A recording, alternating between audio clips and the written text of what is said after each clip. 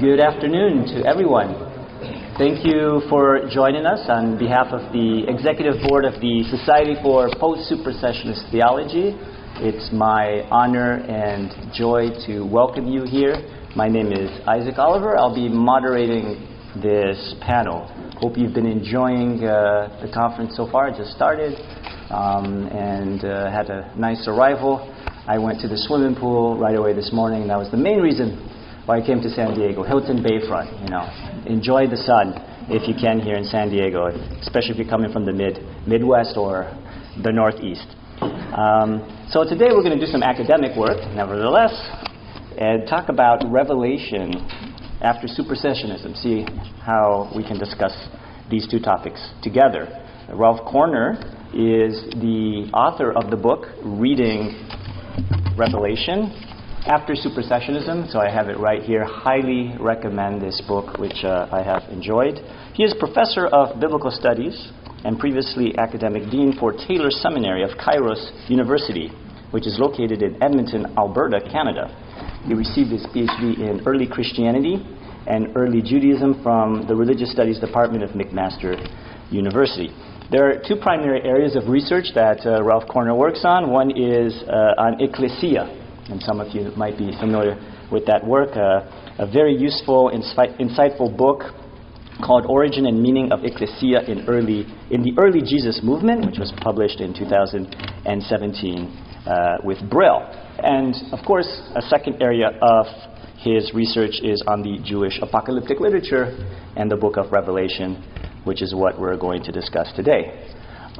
We have two respondents that don't need introduction. They are of stratospheric status and accomplishment, but I'm going to introduce them nevertheless for the benefit of those who will be watching us later online. This event is being recorded. We have, by the way, a YouTube channel, so you can find that easily. I just go on YouTube, I type the word Society for Post-Supersessionist Theology, and you can find the previous sessions there.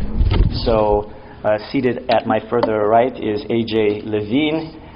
She is Rabbi Stanley Kessler Distinguished Professor of New Testament and Jewish Studies at Hartford International University for Religion and Peace, and University Professor of New Testament and Jewish Studies Emerita, and Mary Jane Werten Professor of Jewish Studies Emerita at Vanderbilt. A member of the American Academy of Arts and Sciences, co-editor of the Jewish Annotated New Testament, and founder and first director of the Carpenter Program in Religion, Gender, and Sexuality at Vanderbilt Divinity School. Amy Jo Levine works to counter biblical readings that lead to hate. And there are so many other items we could mention about her great accomplishments. For example, edition of the Feminist Companion series of the New Testament, and we have also... Move on? Okay. So, I will pass on to Loren Stuckenbruck, Professor of New Testament, Second Temple Judaism at the University of Munich since 2012. Published many articles, several books. First book, I believe, was on Judaism in Revelation, Christology, back in 1995, if I'm not mistaken. And we've met through the Enoch Seminar. Right now, we're all eagerly waiting for the new edition of First Enoch. If you want to learn more about the adventures, talk to Loren Stuckenbruck. So this is how the format is going to play out. We're going to allow Ralph Korner to share a summary of his findings for about 20 minutes. And then after that, we'll allow the respondents 20 minutes each to give their perspective on Ralph Korner's book. After that, we'll have time for questions and answers. We'll open the floor, metaphorically I speak. So Ralph Korner, thank you. The time is yours. You can come up here.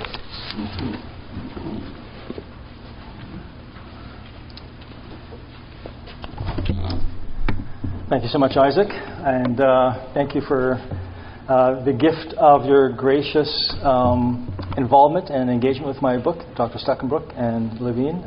It's a privilege to be able to interact together, and for you to coming out on this late afternoon on the start of SBL AAR and taking time to engage together over what for me is a labor of love, the book of Revelation, and particularly reading it after Supersessionism.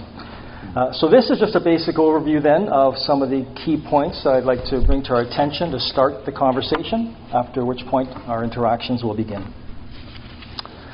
Well, the book of Revelation is an epistolarily framed, apocalyptic, apostolic prophecy that was written to 7 Yeshua follower groups or associations within Roman Asia, each of whose group designation was ecclesia.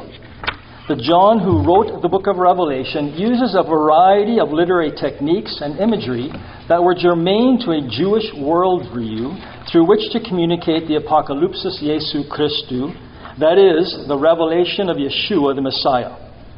John's text concludes with a depiction of an eternal Jewish city called the New Jerusalem that is a capstone of John's numerous references and allusions to Jewish eschatology, symbolism, terminology, imagery, and literary genre.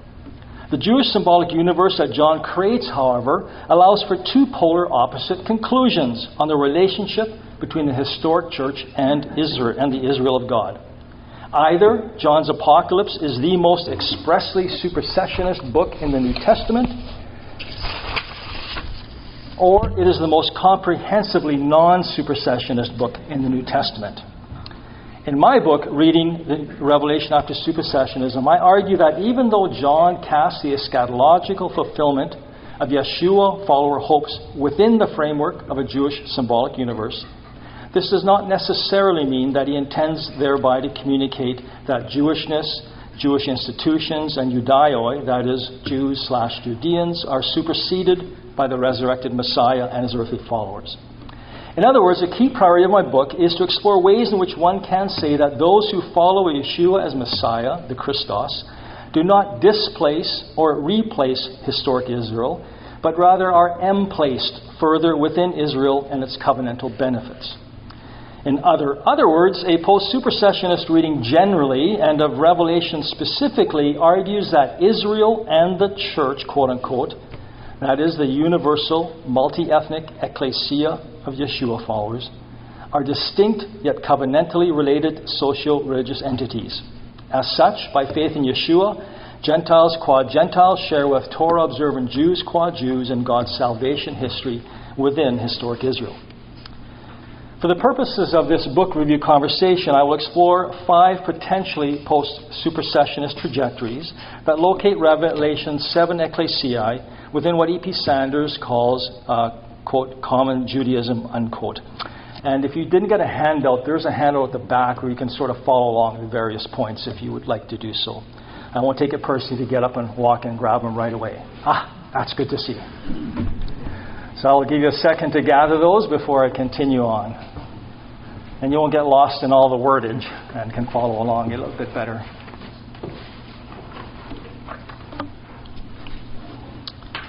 So again, I will explore 5 potentially post-supersessionist trajectories that locate Revelation's 7 ecclesiae within, let's call it, common Judaism, as E.P. Sanders does.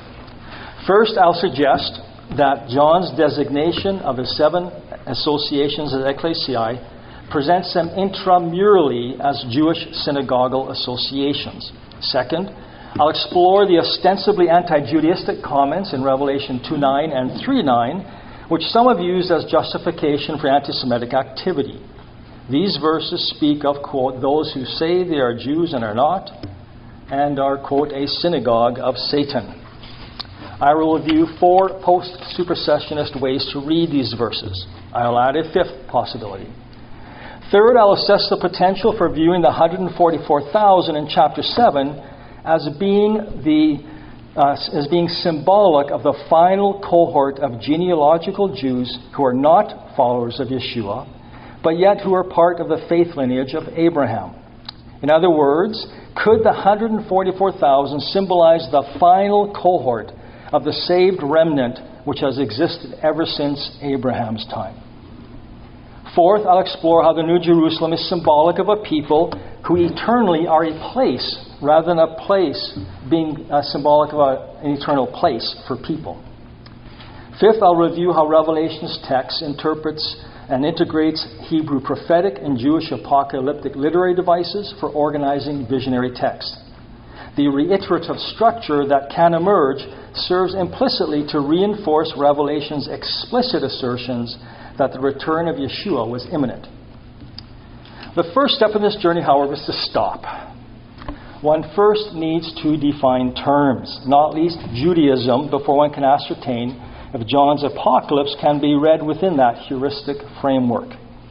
In this essay, when I speak of, quote, Judaism, unquote, I intend thereby the definition of common Judaism offered by E.P. Sanders, which involves a convergence of four core values that informed practice. First, belief in Yahweh as the one true God, that God had chosen the Jews as his covenantal people, that Jewishness was centered on Torah observance, and that the temple was central to Jewish identity and loyalties. I use the term common Judaism with the recognition that in John's day, Judaismos, or, quote, Jewishness, unquote, as Boyarin and Nanos would translate that term, reflected some not insignificant sectarian diversity. John's ecclesia as Jewish synagogal entities. Trajectory 1. Philologically, John's designation of his Yeshua follower associations as ecclesiae served further to place them within a Jewish heritage.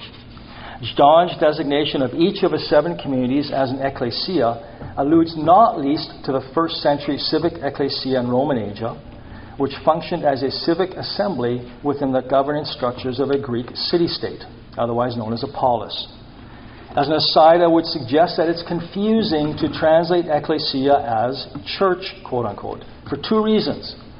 First, ecclesia does not refer to a building or to a religious institution, which church can. Second, church does not refer to a meeting, as gathering or assembly, which is the primary meaning of ecclesia. Runeson, Binder, and Olson suggest in their synagogue sourcebook that the Greek word ecclesia is one of 25 terms used for Jewish communal entities. The term ecclesia is used of Jewish communal entities in the Pentateuchal Septuagint, particularly Deuteronomy 23, and elsewhere. Maccabees, Sirach, Josephus, and Philo. Its Hebrew equivalent kahal is used within the Dead Sea Scrolls as a subgroup designation for Qumran's covenanters, the pre-covenanters of 4QMMT, and then the Damascus document 4Q396 and 1QSA. If John's multi-ethnic ecclesia associations were viewed through the lenses of those in other variegated Judaism, so to speak, then his Messiah following ecclesiae could have been philologically perceived as being one more intramural sect within common Judaism. Trajectory 2. Anti-Judaistic statements in Revelation. Although it seems an inescapable conclusion that John's apocalypse is tailored towards those living within Judaism, there are 2 passages therein that seem ironically to denigrate socially or even to supersede theologically the Judaism of Jews, not least in Smyrna and in Philadelphia. These 2 passages talk about those who say they are Jews but are not, and who are, quote, a synagogue of Satan. A pejorative language to the least, not to the least. A hard supersessionist approach reads the phrase not Jews as implying that the true people of God are now Yeshua followers. That is, a multi-ethnic spiritual nation who've now wrested the designation Jew and Israel away from all genealogical Jews who do not follow Yeshua. There are, however, at least 5 non-supersessionist interpretive options. 2 options revolve around translational choices for the phrase hoi pata judaioi that occurs on a Hadrianic era inscription found in Smyrna, dated to 123-124 CE. First, the phrase hoi pata judaioi could be translated, quote, the former Jews, unquote.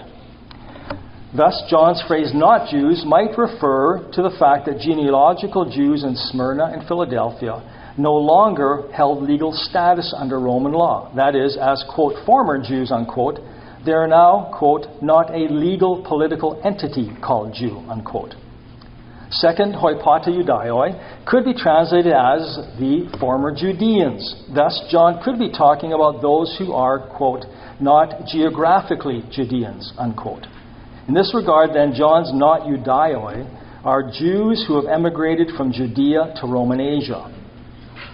If one translates the Greek hasatanos, congruent with its Hebrew equivalent, hasatan, the accuser, found in Job and Zechariah, then John emphasizes that these, quote, not Judaioi are synagogue communities who accuse Messiah followers before civic and or imperial authorities, not least in Smyrna and Philadelphia. A third non-supersessionist option is that the phrase not Judaioi might refer to Jews who are apostate. That is, they are, quote, not religiously faithful Jews, unquote. Jews in Smyrna, as in other Ionian city-states, were able to become citizens, which entailed religio-political commitments in the Roman imperial cult.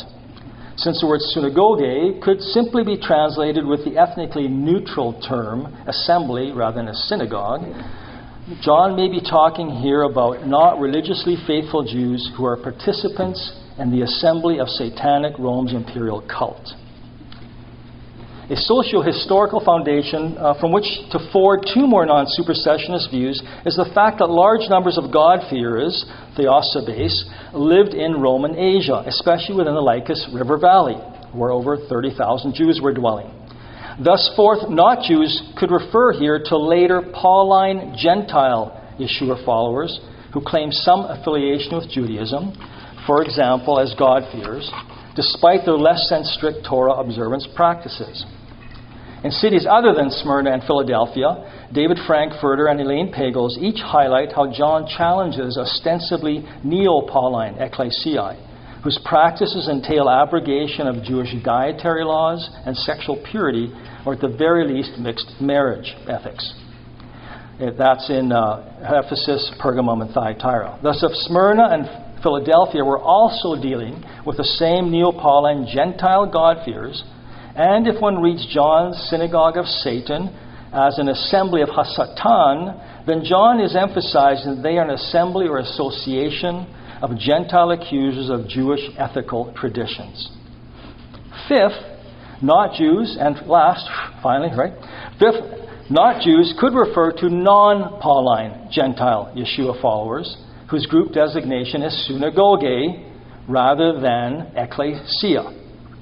A later precedent for a Yeshua follower group self-identifying collectively as a synagogue is found among Judeans known as Ebionites. Within Smyrna and Philadelphia, it could be that these non-Pauline Gentiles firstly were God-fearers, or full converts to Judaism, that is, circumcised, and the later secondly gave their allegiance to Yeshua as Messiah, but who now thirdly require that other Gentile Yeshua followers adopt Torah observance and perhaps even circumcision. I wonder, is this the blasphemia, the slander, defamation of Revelation 2 and 9? If John's ecclesia in Smyrna and Philadelphia are in conflict with a synagogue of Yeshua following Judaizing Gentiles, whom John styles as a synagogue of Hasatanas, then John's polemic would be analogous to Paul's earlier vitriolic against James's Jewish Yeshua followers, who mandated circumcision of Gentile Yeshua followers within Galatia, east of Roman Asia. Trajectory 3, the 144,000 as Abrahamic faith Jews. We found God's chosen people identified in some fashion with 144,000 Jews in chapter 7 and 14. There's at least 5 potential references for the 144,000. A supersessionist reading views the 144,000 as being a figurative number that represents the, quote, full number, unquote, from the fifth seal, the martyrs onto the altar, of God's new covenant people, Jew and non-Jew, who purportedly are the New Jerusalem. If one identifies the 144,000 only with genealogical Jews, but who prior to death come to faith in Yeshua as Messiah, then there's 3 options. First, the 144,000 are a literal number of a remnant of Jews. Second, the 144,000 is a figurative number for a remnant of Jews depicted as celibate males who joined the Lamb in the final eschatological battle, but who ironically, unlike the sons of light in the war scroll, are passive participants. Third, the 144,000 is a figurative number for the whole nation, or a large majority of genealogical Jews. This would be analogous to Paul's contention in Romans 11:26 that, quote, all, add here, genealogical Israel, unquote, will be saved in the eschaton by becoming Yeshua followers. If one identifies 144,000 with the genealogical Jews whose salvific state is not dependent on faith in Yeshua as Messiah during life, then there is one option. The 144,000 would be a figurative number for the last generation of the saved remnant of genealogical Israel, which has existed ever since Abraham's day. In other words, the 144,000 represent genealogical Jews who do not follow Yeshua as Messiah, but who do demonstrate a faith in the Lord that is in continuity with the faith of Abraham. This final option would not be dissimilar to an interpretation of Romans 4:12 that sees the true or holistic Jews up to Paul's day as being those who demonstrated Abrahamic faith ever since Abraham's day. Thus, if I was to analogize it to Paul's trio of Israel metaphor, an Abrahamic faith Jew who is not a Yeshua follower could perhaps be analogous to a dormant branch whose inaugurated experience of their forensic salvation awaits their humble trust in Yeshua's Messiah, whether in life or after death. Characterizing a true descendant of Abraham as necessarily requiring an Abrahamic faithfulness dimension also appears to be in continuity with a statement in the Mishnaic tractate of Avot, which means the fathers or fundamental principles. Avot 5:19 reads, "A good eye and a humble spirit and a lowly soul, they in whom are these are the disciples of Abraham our father." In chapter 14, the 144,000 are presented as returning from heaven with Yeshua and standing together with him on Mount Zion. Thus one could say that in chapter 14, it presents the 144,000 as now fully experiencing the eschatological salvation that they already possessed forensically at the time of their protective sealing in chapter 7. Trajectory 4, John's ecclesiae as the New Jerusalem. Temple primacy within common Judaism is creatively reconfigured in Revelation. John strongly implies that the New Jerusalem, which has no temple, actually is a temple, and that this temple is a symbol for the people of God. We see this conflation of imagery when John's interpreting angel, the Angelus Interpres, tells John that he will show him the bride, the wife of the Lamb, in 21 verse 19. What John sees is not a great multitude of the redeemed as he did in chapter 7, but rather he sees a city, the New Jerusalem. This implies that unlike the original Garden of Eden, God's people then can never be expelled from the New Jerusalem because they now are the New Jerusalem. But the New Jerusalem is more than a city who are a people. The very cubic shape of the New Jerusalem alludes back to the cubic shape of the Holy of Holies in the Tabernacle and Solomonic Temple. Thus, by extension, the people of God are implicitly portrayed also as being the eternal Holy of Holies.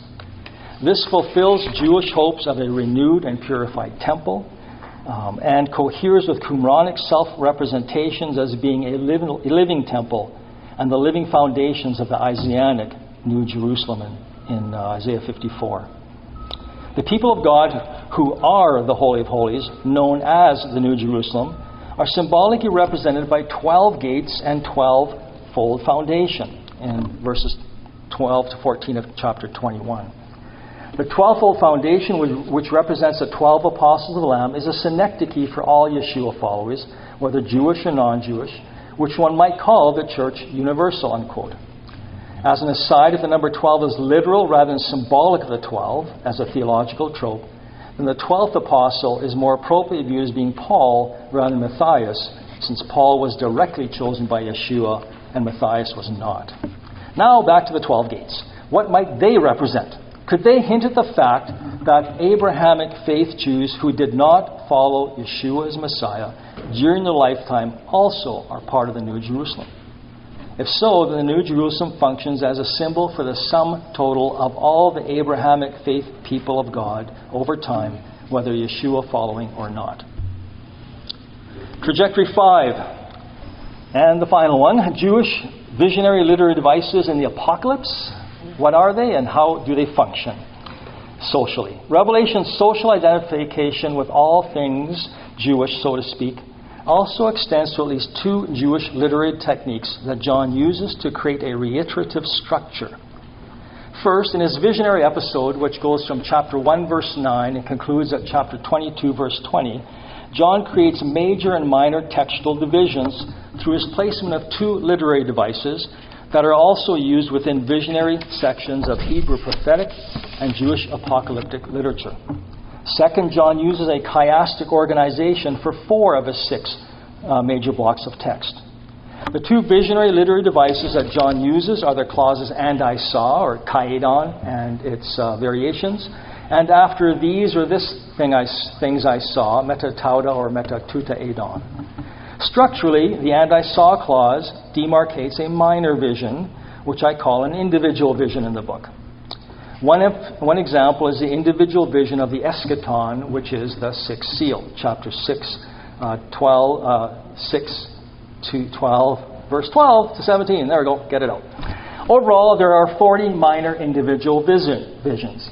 Each individual vision occurs within a larger block of thematically interconnected visionary content that I call a vision block. Each of John's heaven-centered vision blocks, chapters 4 to 22, are textually initiated at the occurrence of an "after these or this thing I saw" clause. You can find the resultant structure of Revelation detailed on page 3 of the handout, which I've provided for us all here today. On page 4, below Revelation structure, you'll find a diagram that is somewhat anachronistically titled textual blocking. And yes, I played with Lego as a child, so this is my graphic. I apologize. John would not have used Lego, obviously, but perhaps the blocking idea helps. If John's ecclesia associations also heard and or read John's vision episode through the lens of what I call textual blocking, then his addressees in Roman Asia could have adduced that they were either on the cusp of the eschaton or were already in the eschaton. In other words, John's reiterative structure implicitly reinforces Revelation's explicit mentions that the return of Yeshua the Christos is imminent. This would have added one more motivational factor in Revelation's call to faithful living for John's Yeshua followers in Roman Asia.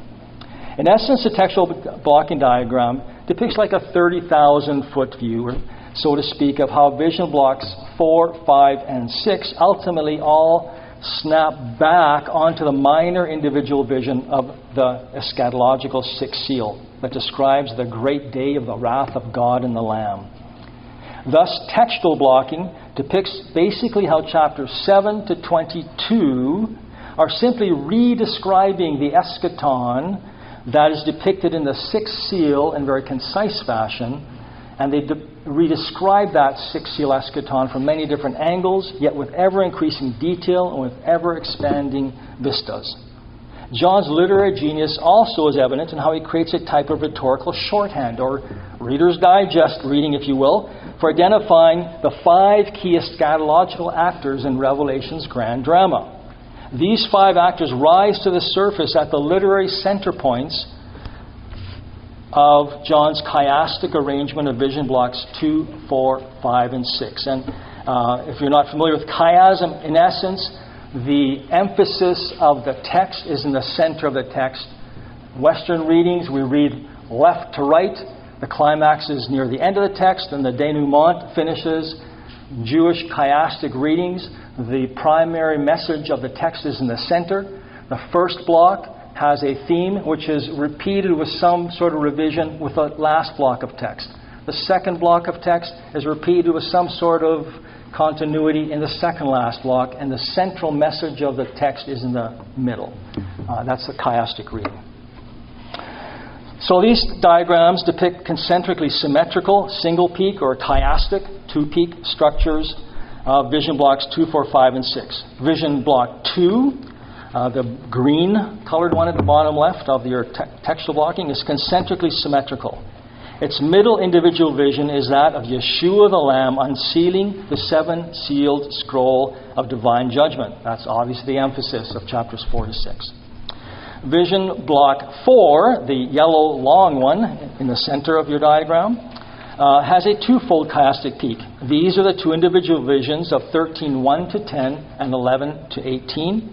These two chiastic peaks identify two of Yeshua's three earthly adversaries, the seven-headed beast and the two-horned false prophet, respectively. Vision block 5, you look to the top right, so the left red one, from 15:5 to 17:18, has two central individual visions that identify the third of Christ's earthly adversaries, Babylon, the great prostitute. And vision block 6, top right red one, chapter 18, verse 1 to 22:20 describes the fall of Babylon and the descent of the New Jerusalem. It also has a twofold chiastic peak, and these are the two individual visions of 20, verses 1 to 3 and 4 to 10, otherwise known as the Millennium passages. Therein, Yeshua's heavenly adversaries identified as being the red dragon, the ancient serpent, the devil, the Satan. In sum, this journey of reading Revelation After Supersessionism has explored the social location of John and his 7 Roman Asia ecclesia associations with a view to identifying how the apocalypse would have reflected social identification with common Judaism. It is my hope that the evidence forwarded provides sufficient latitude for reading John's apocalypsis productively and credibly through non-supersessionist lenses. Thank you.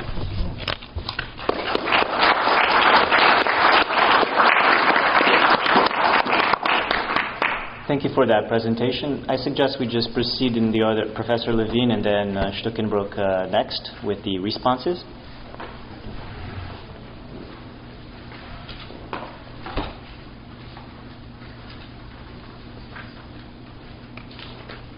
Hi. We actually can't see you because of the light coming in, so I'm trusting that there are people out there. It's good. Thanks to Ralph. As he's talking, I'm typing in more in my notes, so I hope this is comprehensive. For a clear, well-documented, theoretically sophisticated, and in terms of Jewish-Christian relations, pastorally sensitive book, and for the excellent summary prepared for this meeting. This is such a rich project, and there is, alas, not enough time to talk about everything. So I'm going to use my time to talk about the benefits of this volume, of which there are many, and the places where the already good ideas can be expanded. There's too much even in the short reflection for discussion, so I recommend the book to you, of which the handout you have is only a précis. There are many things I love about this book. So talking about supersessionism, Ralph has a section of Revelation as superseding Rome, symbolized by Babylon. So if you want to talk about supersessionism, it supersedes Rome. I'm happy with that. I think that's great. Now, whether this supersessionism regarding Rome is in quantity, in other words, Revelation gives us a bigger, better, more powerful, but just as destructive empire, now run by a lamb instead of a Caesar, or whether the distinction is actually in quality, a kinder, gentler, destructive empire, will have to remain debated. Revelation suggests to me that I, a non-lamb follower, although I could be one of those hidden 144, were I either a male or a virgin. I have neither qualification. It suggests to me much unpleasantness. Nor does the torture of my enemies, although a momentarily pleasing idea, hold for me. I'm part of that what is hateful to you, do not do to others crowd. But perhaps Ralph is right, and this really is an anti-Roman, and it's a better, not destructive empire. Perhaps there's good news there. I also very much like Ralph's problem. I can call you Ralph. Okay? Good, thank you. I feel like we're friends. We've been talking for a while. Problematizing the two references of those who say they are Jews and are not. These synagogues of Satan may be, in John's imagination, Gentile Jesus followers taking a page from Paul, as Ralph summarized in his talk for us today. In other words, eating idol meat is okay, intermarriage is okay, sex is okay. And so they see themselves as true Jews. And that reading would fit Romans 2:28, 2:29. Paul's comments regarding the true Jew who is inwardly a Jew and circumcision is a matter of the heart. Or they may be, as Ralph suggests, circumcised Gentile Christ followers who are promoting a kind of Jamesian, epistle of Jamesy way of being in Christ. This actually strikes me as less likely, given the absence of reference to circumcision in the book. Now, it would have been nice if he had said something about circumcision. I think, by the way, the same thing about the Gospel of Matthew, or in fact, Torah observance. In any case, I'm happy that they're Gentiles. Let's leave it at that. I'm also happy with Ralph's following Anders Runnison and others. You do your Canadian background proud for this, where you went to school, in not translating ecclesia as church. I like that. I like calling it assembly. Although I would not go as far as to say that the term signals a Jewish gathering. Could is not the same thing as must. But I like the translation. I also see, as I do with the Gospel and Acts, a separation between the synagogue and the ecclesia. Here, James is the outlier. Although Ralph and others correctly point out that the NRSV and now the NRSV UE are somehow incapable of translating the Greek term synagogai in James chapter 2, verse 2 as synagogue, although it's synagogue everywhere else. Apparently, if you're a Jesus-following group, at least according to the NRSV UE, you can't be in a synagogue. How sad. Ralph states that John, by casting Yeshua's followers' hopes, quote, within the framework of a Jewish symbolic universe does not necessarily mean that he, John, intends to communicate thereby that Jewishness, Jewish institutions, and Judaioi, that is, Jews or Judeans, are superseded by the resurrected Messiah and his earthly followers. It's that necessarily that grabs me. The idea of that it does not necessarily mean that Jews are screwed. That's easier than repeating the sentence. Coupled with the appeal to authorial intent raises my first concern. So we readers are hampered by not having John here to ask, did you intend to be supersessionist? Because John's intent is really unknowable. I also wonder what John's initial audience would have thought. And I suspect that they concluded that the people who did not accept John's view were damned, or they would have said to John, no, we don't agree.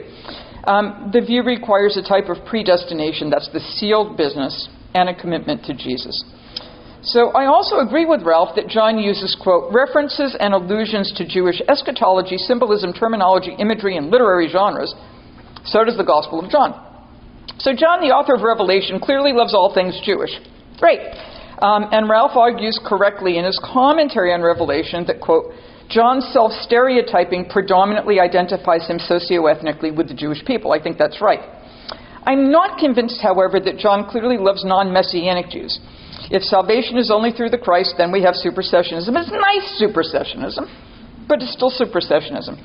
Respect for a tradition is not the same thing as respect, let alone love, for the people who preserve that tradition, to wit, St. Augustine.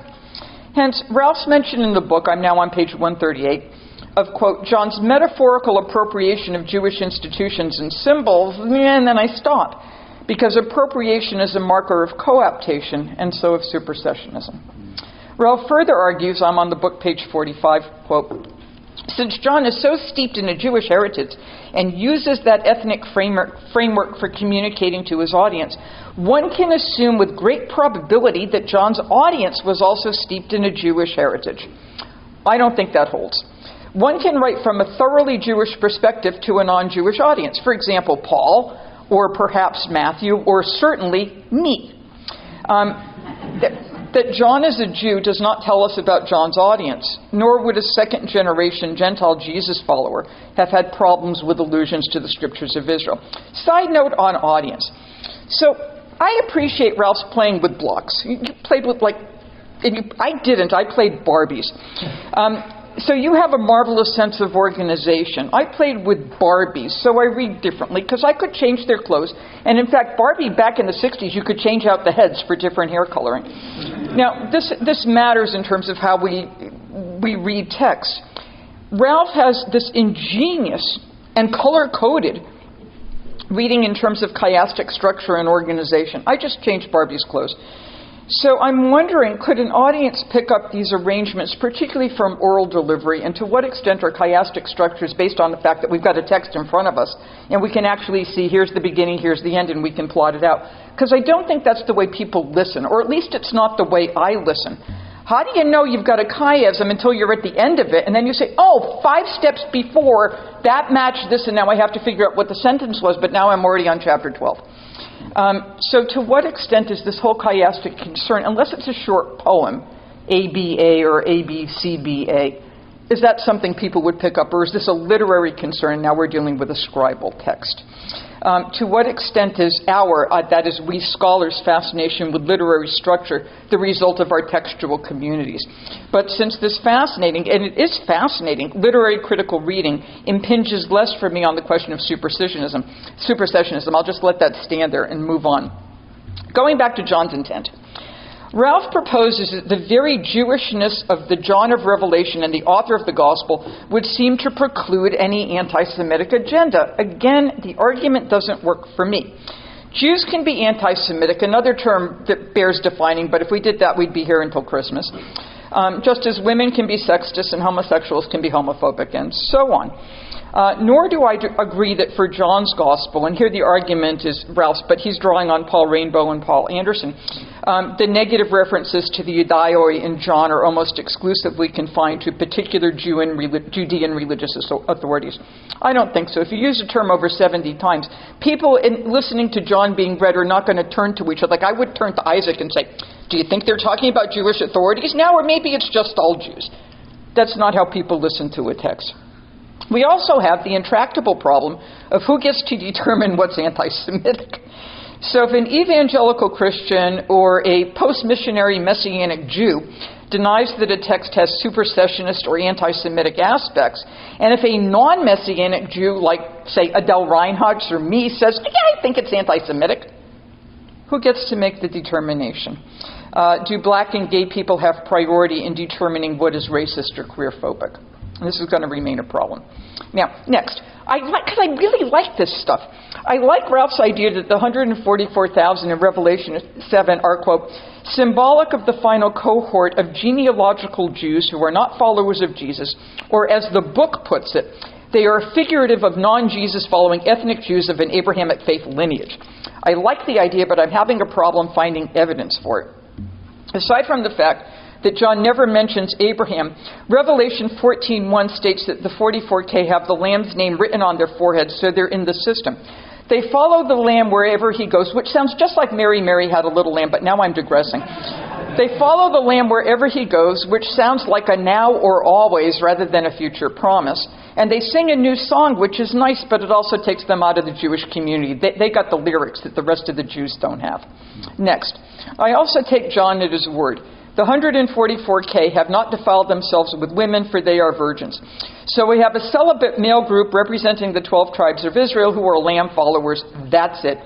They're the ones who were saved. No hope for any other Jews in the present or the future. Finally, on the 144K, the question of identity. They represent for John Israel, since they are sealed out of every tribe of the people of Israel. That's Revelation 7:4. So here's a question. Does John follow Paul in keeping the term Israel for Israel katasarka, Jews according to the flesh? Maybe. And yet, there's that pesky Revelation 2:14, the letter to Pergamum, where John says, you have some who hold to the teaching of Balaam, who taught Balak to put a stumbling block before the people of Israel. So if the ecclesia to which the letter is addressed is a mixed group of Jesus followers, then Israel is analogized to this mixed group of Jesus followers. It's no longer just Jews. Next, I like the formulation, aesthetically as well as sociologically, of not displacing or replacing, but emplacing Gentile Jesus followers within Israel, that is, within a Jewish community.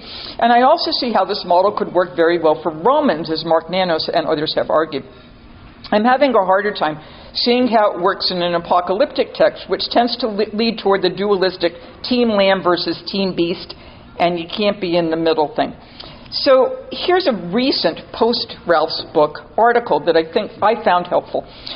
David Frankfurter, whom Ralph cites a couple of times, argues in the Harvard Theological Review 117, this is 2024, just a couple of months ago, that the letters are actually fictions. That the apocalypse appropriates epistolary forms in response to the increasing authority of early Pauline collections among the late first century Asia Minor Christ movements. so that therefore the letters represent a repudiation of the earliest Pauline letter collections. Frankfurter sees John in competition with Paul, and John stressing priestly apocalyptic traditions. So since Paul is writing to Gentiles, could John be doing the same? In a footnote, Frankfurter suggests that Frankfurter's thesis, should settle one of Ralph's, he doesn't call you Ralph, he calls you Korner's, principal discomforts about a generalized anti-Pauline polemic, that is, that the letters isolate such polemic to Ephesus, Pergamum, and Thyatira, while the so-called Jews are located in Smyrna and Philadelphia. If a generalized polemic is creatively distributed across 7 fictional letters, then we no longer have to contend with isolated ecclesiae. They're all fictional. So if Frankfurter is right, why argue for embeddedness? I'm not seeing in Revelation, quote, evidence of social interaction, let alone inter-community respect and cooperation between a Christus-following community and the non-Jesus Jewish following community. Why argue for a distinct ideal audience of Jesus believers? Why not argue for a distinct ideal audience of Jesus believers not connected to any Jewish community? And here the general problem, where exactly does John talk about sociological embeddedness? If John's target audience is predestined, 144,000 cases certainly are, for salvation or saved by trust in the Christ, and if salvation is only through that trust, then the text is supersessionist, because followers of Jesus are the only true Israel, or in John's language, as filtered through Ralph's view, the only true Jerusalem. And this brings me to language. So another hearty thanks for Ralph, who defines his terms. Thank you for doing that. Ralph talks about Jerusalem as an eternal Jewish city. I'm still wondering what makes it Jewish. For the heavenly Jerusalem, I do not see a Jewish city, but a multinational one. So hence on the handout, New Jerusalem as a people, not a place. It does not run on Jewish time because there's no Shabbos or Rosh Chodesh, and there can't be because there are no moon and sun to determine when Sabbath begins or when the new moon begins. Given those virgins, along with John's general distaste for women, I see no evidence of marriage or pregnancies, and hence no more ketubot or circumcisions. It does not run according to Jewish pilgrimage or Jewish latreia, and here I'm thinking about Romans 9:4, Jewish worship. The Hebrew underneath would be avodah, temple service, since there's no temple, and it's not clear to me how no temple fulfills Jewish hopes for a temple. And I'm also not sure there's a whole lot of fulfillment of covenant here, since John has no diatheke language, save for one reference to the Ark of the Covenant in 11:19. It's not ruled by Jewish rulers unless we want to take God and the Lamb as Jews. We can do that, but I'm skeptical. So what makes it Jewish? It seems to me, although again, Ralph may be right, and he's been working in the Revelation vineyard since dawn when I only arrived at 5 o'clock, that the Jewish city has been replaced by a multi-ethnic one. And finally, Ralph raises the possibility that the reference to Satan in the synagogue of Satan could be connected to Hasatan, the accuser, and thus these synagogues could be connected to Jews who were turning over fellow Jewish Jesus Christ followers to the Roman authority. And he's not thrilled with this idea, and neither am I, so thank you for not being thrilled with this. I just like to put it to bed entirely. This notion, according to Ralph's book, appears to come from Craig Kester's suggesting that John's invective is reactionary. Jews in Smyrna and Philadelphia were denouncing ecclesia members to the Roman authority. I don't think this works, and I don't think it works for a number of different reasons. So, there's much more to say about this rich and rewarding and fascinating and precise study. So, Ralph, I want you to be right. I really do. Please help to convince me that you are. And even if you don't, you have my deepest thanks for giving us all options of how to read Revelation without supersessionism. Thank you.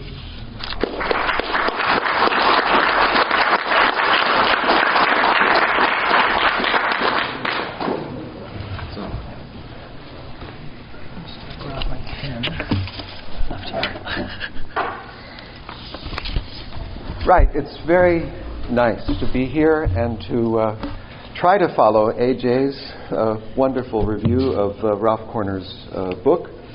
I'm going to try and take the thoughts in a slightly different direction.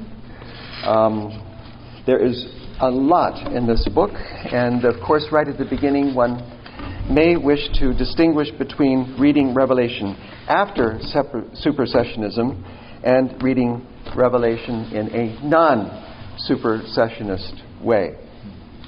So, the monograph we're honoring with this session today is blazing some new trails that should be quite obvious based on both presentations that we have just heard.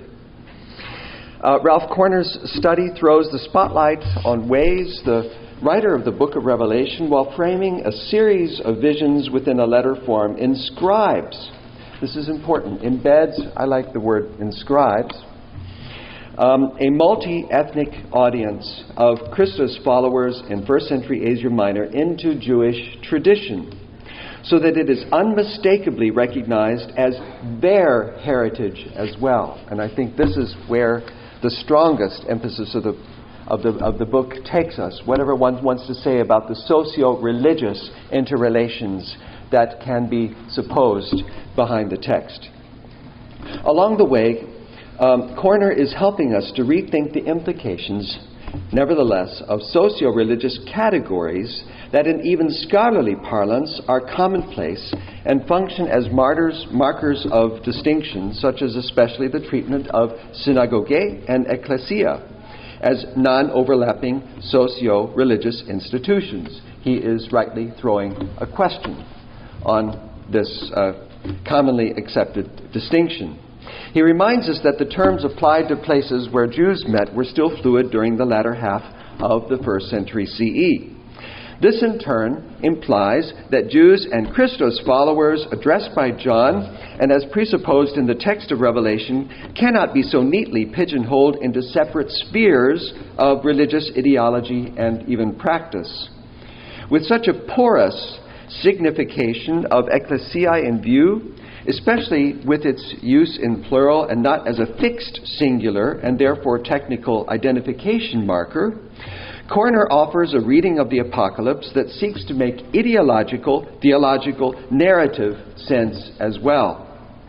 By drawing attention to the text's linguistic visionary clues, he referred to meta tautauta versus kai idon, the 40 minor visions in the book, to its telescopic reiterative pattern or structure, and to its essence as apocalyptic, albeit with special features explained along the lines of apostolic prophecy. Korner seeks to embed Revelation both within and in relation to something that has come to be called common Judaism. I think even this shouldn't be just simply taken, on that there are problems even with this common Judaism if we press the diversity of Judaism during the Second Temple period in correspondence to the sources that come to us. At the same time, Korner recognizes the need to underscore the diversity of Judaism, of Jewishness during the first century CE, not least the centuries leading up to and roughly contemporary with the writing of Revelation. And so he produces a significant amount of detail on what makes Revelation not only Jewish in kind along some socio-religious lines, but also, and perhaps more clearly or significantly, makes it recognizably Jewish in its socio-rhetorical function to its contemporary world, so that the ambit of John's vision of the New Jerusalem is and can remain broadly inclusive of those Jews who fall in line with faithfulness to God based on a common heritage that reaches back to its foundation in Abrahamic faith. Now, it's really important that Abrahamic is an adjective and not a noun referring to a particular figure. And as already mentioned, Abraham doesn't occur in the book of Revelation, nor in tradition is the figure of Abraham very obviously related to the number 12, which is also rather interesting in that respect. Thus, after a series of visions that reiterate eschatological expectation with growing intensity, the zenith of Revelation is reached with a vision in which language of multi-ethnic ecclesiae give way to globalized and even temple-less New Jerusalem that is paired with the enthroned God and Christos as the Lamb. In Revelation, then, we have to do with the vision of an imminent future that seeks not only not so much to replace Judaism and expressions of Jewish identity with a system that renders it obsolete on the basis of an all-encompassing and radical Christology, as it extends the structures and traditions with which Judaism, broadly conceived, was endowed. Thus, we find ourselves challenged by a reading that A, questions traditional assumptions about the limits of antique Judaism vis-a-vis exclusivist Christological claims in the New Testament, and that B, invites us, both in historical and even theological terms, to turn back the clock and to think about how, with fresh eyes, we might recognize Revelation as mediating its own time and context. That is not to say that Korner simply wishes to portray Revelation as Jewish, full stop, without taking its distinctive features into account. Indeed, his analysis has to explain how the particularities of the work, including symbols and motifs that distinguish it from Jewish traditions of its day, nevertheless reflect John's ultimate strategy. Now, there are different ways, of course, that one might embed Revelation within expressions of antique Jewish ideologies. In my remarks, I would like to focus on one area that occupies a significant portion of his study, especially the book in the latter part. And it's worth reading this book for lots and lots of reasons. One thing that any reader would recognize is that Korner has really attempted to do his homework when it comes to dealing with questions of prophecy, of apocalyptic, and anything related and in between. Now, we may know, and Korner certainly does know and indicates, that the term apocalyptic is a contested classification. Don't we perhaps all know this? Nevertheless, for Revelation, a discussion of this matter is most relevant, not only because the book is our earliest writing that explicitly styles itself as the apocalypse, but also because it draws on many features found in antique Jewish apocalyptic writings.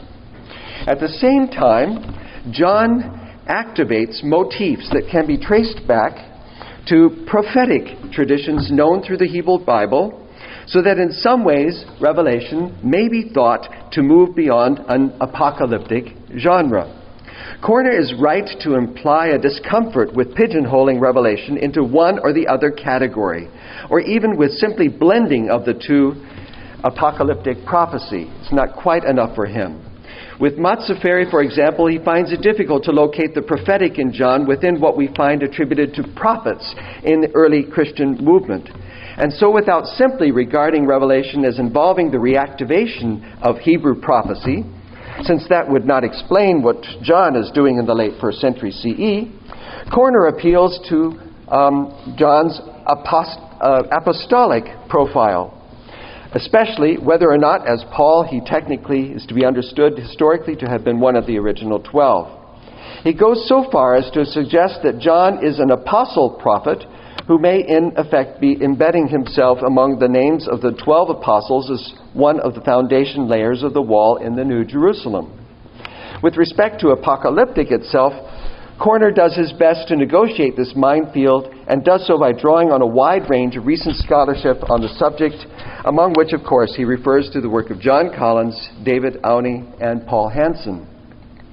Thus, if the special character of Revelation consists in the author's identity as a prophet of a special kind, which he calls apostolic, then its relation to Jewish apocalyptic thought needs to be fine-tuned, especially if it remains important to locate solidly the book within a Jewish matrix. What is it that makes Revelation prophetic or apocalyptic in ways that enable those addressed to identify themselves with such discourse as part of their Jewish heritage? Having argued that Revelation was produced from John, who understood himself as an apostle prophet, something I do not wish to quibble with today, Korner centers his comparison with prophecy, and especially apocalyptic, around the notion of time, in particular around eschatology. And we have seen in the blocks that everything is moving in increasing intensity into events that are expected to happen. He allows, with a bit of caveat, for Collins' distinction between prophecy, with its optimistic hope that the current world order will be affected by divine intervention, and apocalyptic, which postpones transformation to a future world order. In orientating readers to the latter, which is designated apocalyptic eschatology, Korner draws on Auni's list of 9 features, amongst which there appears to be general scholarly agreement, quote, non-quote. These features, as Korner terms them, are first, temporal dualism, he calls this essential. Second, present pessimism and future hope. Third, radical discontinuity between this age and the age to come. Fourth, periodization of history. Fifth, angels and demons to explain historical and eschatological events. 6, eminent divine intervention. 7, emphasis on individual salvation or judgment. 8, salvation as Urzeit, fulfilled. And 9, messianic expectation. As a prelude to these, Korner essentializes the distinction in eschatology between prophet and apocalyptic discourse.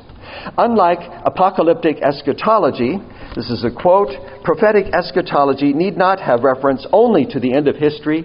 It may also describe salvific events within an era of human history, such as the Babylonian exile. Unquote. In view of these characteristics, Korner argues that despite its reception of prophetic eschatology, in Revelation, the weight of evidence, again a quote, appears to favor a predisposition in the direction of apocalyptic eschatology.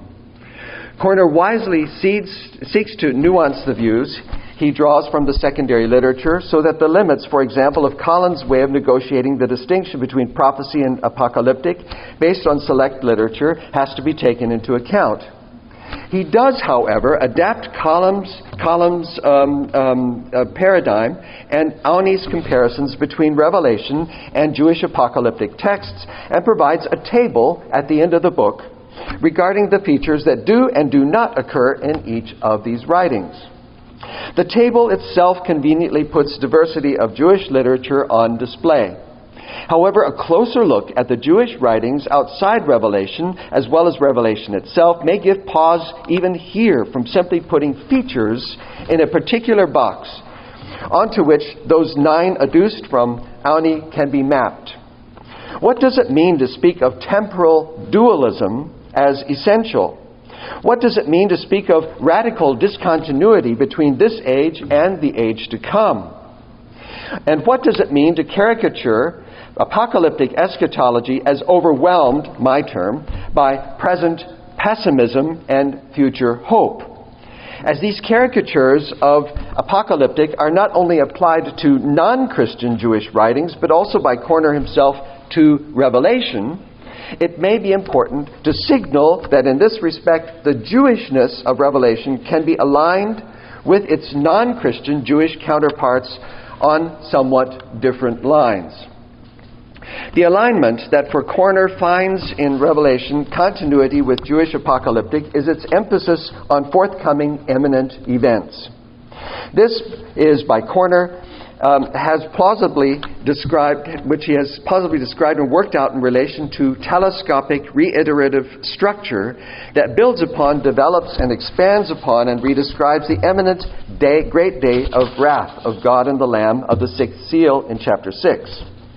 The vision block of Revelation chapter 4 through 6, which culminates in the 6th seal, is followed by 4 subsequent blocks that all emphasize with increased intensity events to come.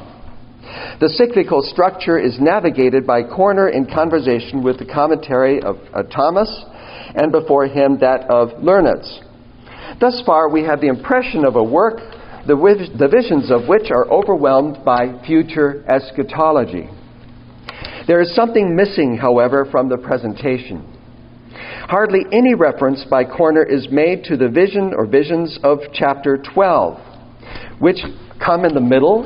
We've heard that the middle of the book is supposed to be very important, and this, I would submit, could be chapter 12.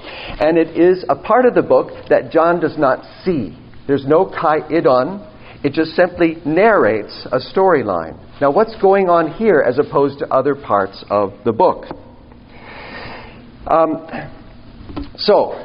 The expression kai-idon doesn't occur in 12, but it is picked up again at chapter 13, verse 1, where John sees the beast with 10 horns and 7 heads emerging from the sea. What conceptual place does this chapter 12, or perhaps even part of it, occupy within a scheme of time we might ascribe to Revelation?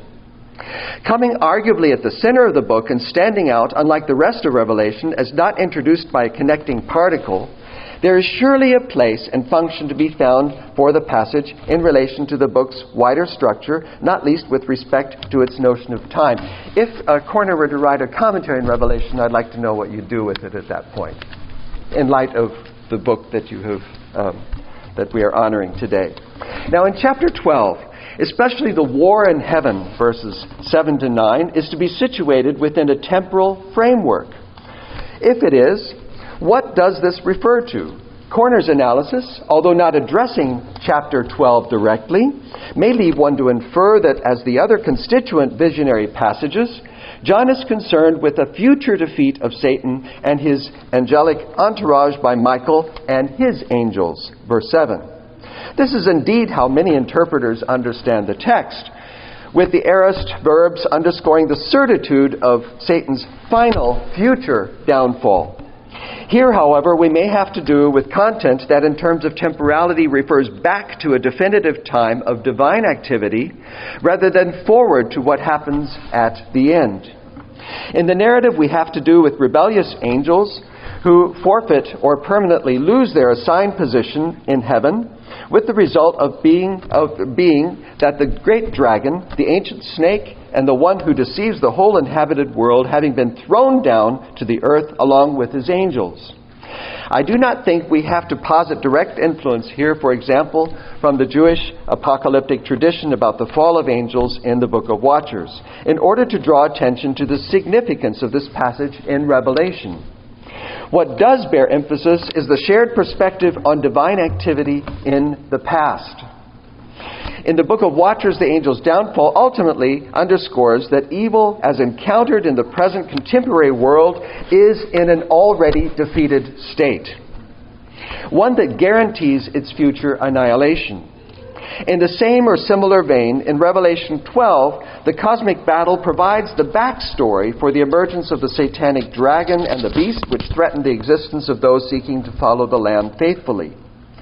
The vivid dangers described by John are generated by a power that not only will be destroyed, but that has already been overcome.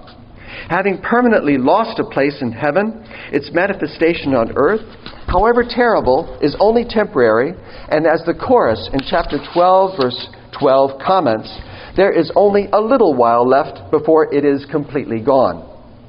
Perhaps more obliquely, yet no less significant, is John's understanding of the Lamb, who was slaughtered from before the foundation of the world. I would translate at that point the text in this way rather than the names. That's right, being inscribed in the book of, not being inscribed in the book of life from before the foundation of the world. The conquering ascribed to this act is not only something that has happened recently in Jerusalem, so chapter 11 verse 8, where the Lord was crucified, but is also imagined to have happened during what might be considered an Urtzeit. Korner rightly draws our attention to a number of motifs and images that reflect an Urtzeit as a conceptual repository for how one is to imagine how the eschatological state of things will look like. He highlights the New Jerusalem picking up on the Garden of Eden, the great earthquake in the book, picking up on motifs associated with the Great Flood, the 6 seals picking up on motifs associated with the exile, and the 7 trumpets and bowls picking up on the Exodus tradition. This is all in the way of inscribing. In Revelation, as in Jewish apocalyptic texts, however, there is one kind of Urtzeit that may be distinguished from another kind of Urtzeit. In the one, as emphasized by Korner, we have to do with a pool of images that furnish the writer with symbolic language to express coming events, with the text doing so in a creative way, like Jewish apocalyptic counterparts. In the other kind of Urtzeit, much neglected, I would argue, in apocalyptic traditions, one encounters references to past events that not only anticipate an ideal world order, but which have occurred in an effective past. A past during which the divine has already acted definitively to mark an irretrievable end to evil, whose clock of remaining existence is now ticking. Ancient audiences of at least some Jewish apocalyptic texts, parts of 1 Enoch, Jubilees, texts known through the Dead Sea Scrolls, were thus given perspective on the evils and suffering of the present world. Indeed, not only this, but the ultimate outcome of the defeat of evil may already be proleptically anticipated within communities of faith. What is pessimism about the present world order? That requires significant nuance in light of all this. In the influential Book of Watchers, for example, the existence of demons that plague humanity both socio-politically and as individuals is explained as the result of the giants' destruction of their bodies, not their spirits, when God intervenes before and during the time of the flood. The demonic in this world is from the outset put down to a prior defeat that is in process of being realized. For Revelation, this is no different. Though unmistakable expressions of evil have sway, a mechanism that irretrievably leads to their undoing is already underway. Powers of evil carry out their activities in what is essentially an already defeated state. The image of a slaughtered lamb who has conquered is thus not meant to paint a bleak portrait of a world without hope, a world in which hope for reality cannot be manifested. The messages to the 7 churches emphasize that showing allegiance to the Son Messiah is not only non-negotiable, it is also possible within communities of faith. Indeed, the process of overcoming is a matter of the present. To one who overcomes, such and such will be promised. Not the one who will overcome. All this is to say that the pessimism, sometimes casually attributed to writings we call apocalyptic, requires a nuance to which the ticking of boxes in tables of comparison does not do justice. There is enough of a residual prophetic in Revelation, as Korner allows, and I would argue as well, in non-Christian Jewish apocalyptic, that gives room for a divine presence within the present world order that furnishes hope in a world to be, that it is not a figment of desperate imagination.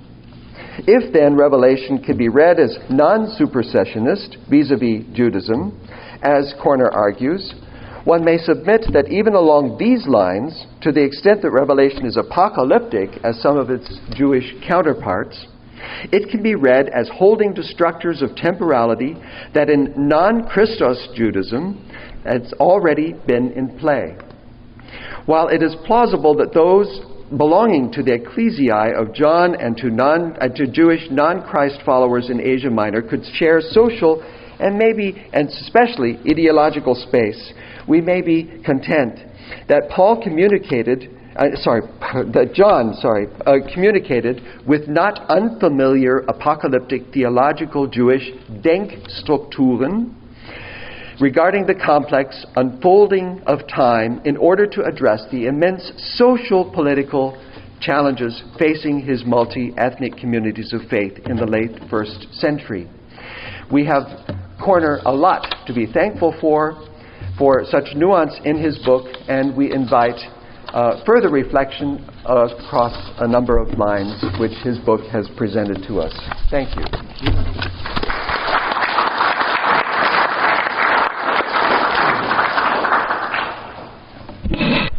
Thank you for those wonderful responses. And as we continue the discussion, what I suggest, I suppose, Ralph, you might want to have some responses to the responses if you want to share that. We can just stay seated here at the table. There are mics here at the recording so that it can be properly registered on YouTube. And then after that, we can expand the discussion to some of the discussants who are present here. Well, what can I say? Thank you, Dr. Levine and Dr. Stuckenbruck, for the gift of your engagement, stretching my brain in many different directions. And really that's the beauty of these kinds of times is learning from each other. Iron sharpening iron.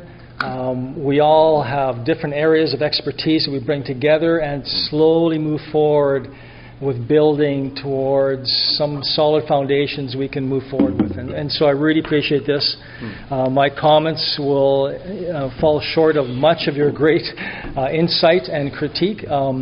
But I'll maybe just pick up on a couple things. One, just to start with, since Dr. Stuckenbruck, yours was most recent in our mind, the idea of temporality, not just being future eschatology, and is Revelation only future eschatology, or is there also a sense of inaugurated eschatology, that what will happen, in a sense, is already finalized, as we see in the Book of Watchers, with the guaranteed destruction of the giants who now are just converted into demonic spirits, and their judgment is guaranteed in the eternal past, anticipating that in the present future.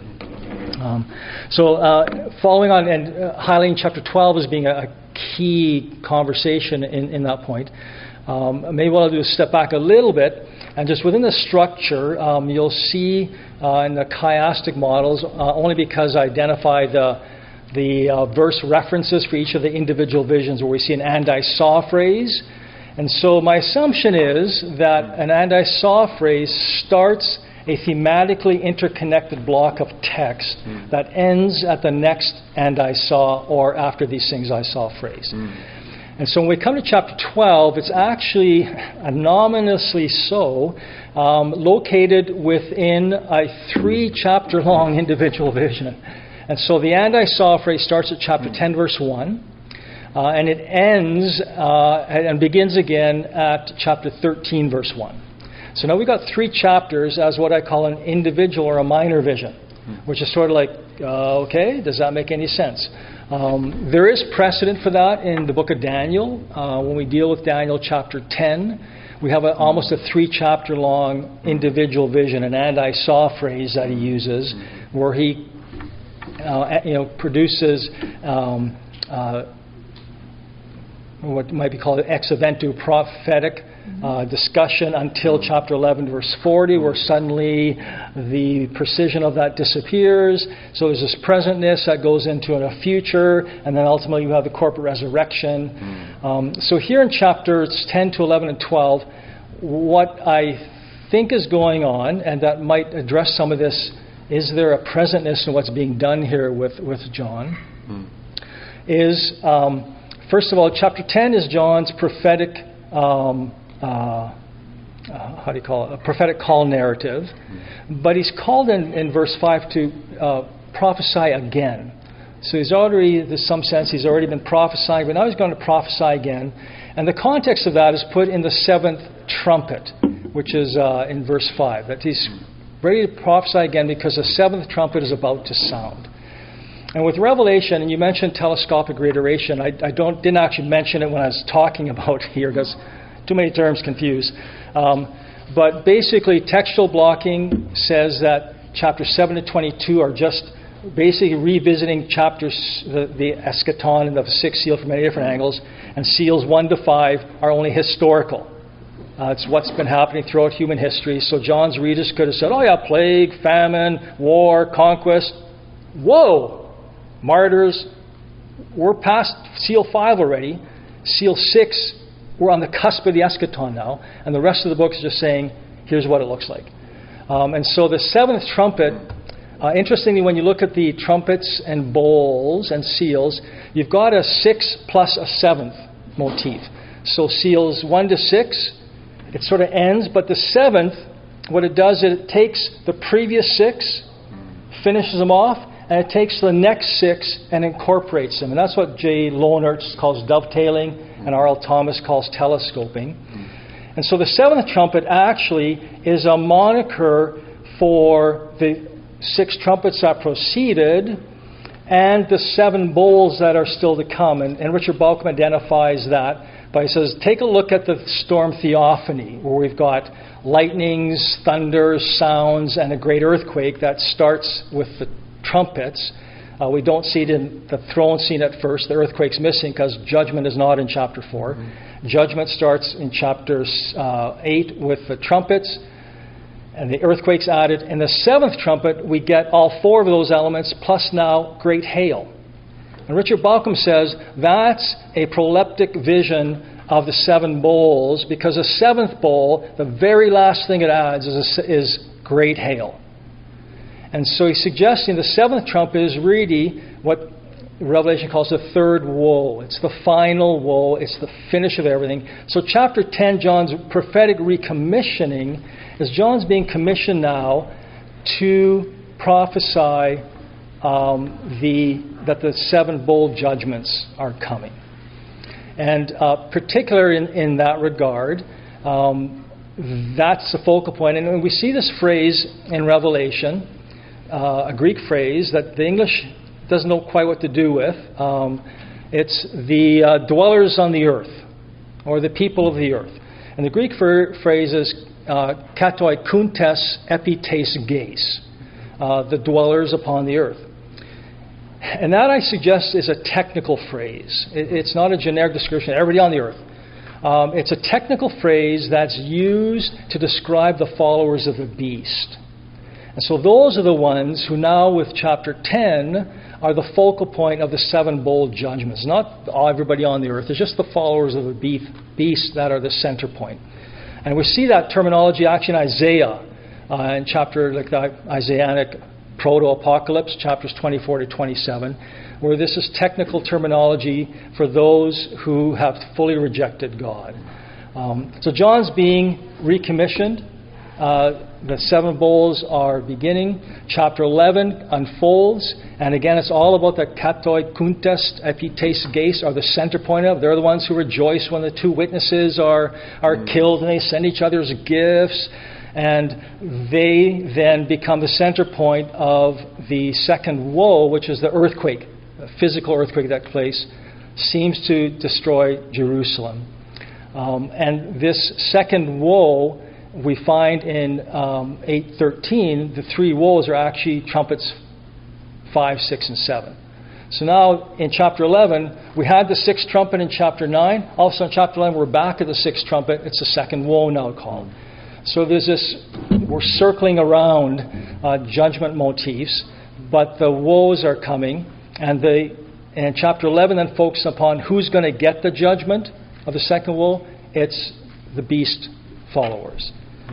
Chapter 12 then is this historical review.